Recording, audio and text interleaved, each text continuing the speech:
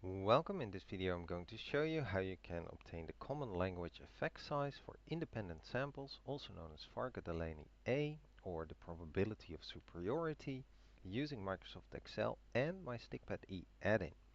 The video will focus on how to obtain the measure itself, not so much if you should be using it or how to interpret it.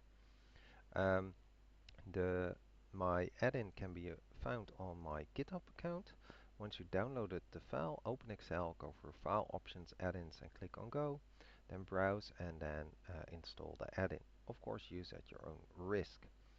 Um, Now, to get the common language effect size, I have some example data in columns A and B. And the function after you install the add-in that's of interest is ES, effect size, common language, and then IS for independent samples. It takes as input the categorical field and the score, so that's going to be for me all of these and all of these all the way down. Do not specify an entire column like A or the entire column B, because that won't work. You really have to specify the first and the last row. If your categorical field has more than two categories, you can specify which two you want by using this parameter.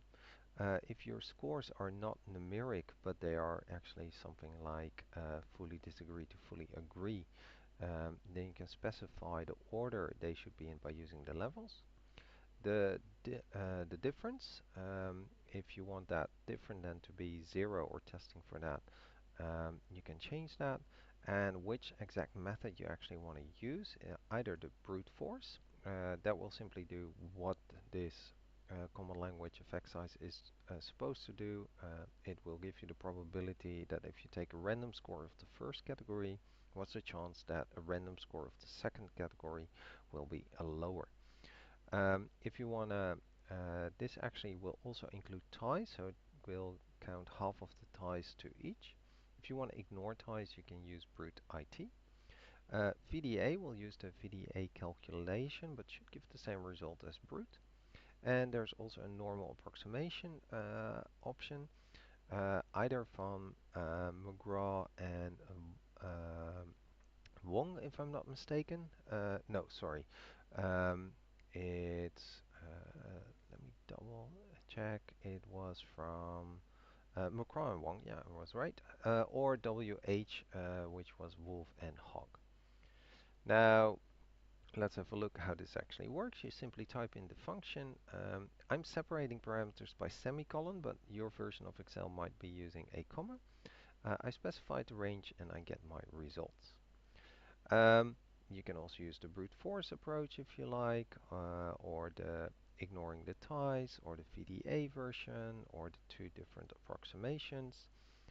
So there are different options that you might want to use. So that's those. Then if you want to do a classification, there I also have a rules of thumb for the common language effect size. And if you run that, you simply feed it the value that you want. So in this case, I'm using this one over here, and it's apparently classified as small according to this source. You can also actually convert it to, for example, a rank by serial, and then use a classification from that. But the result in this case is the same. Right. I hope this video was helpful, and thank you for watching.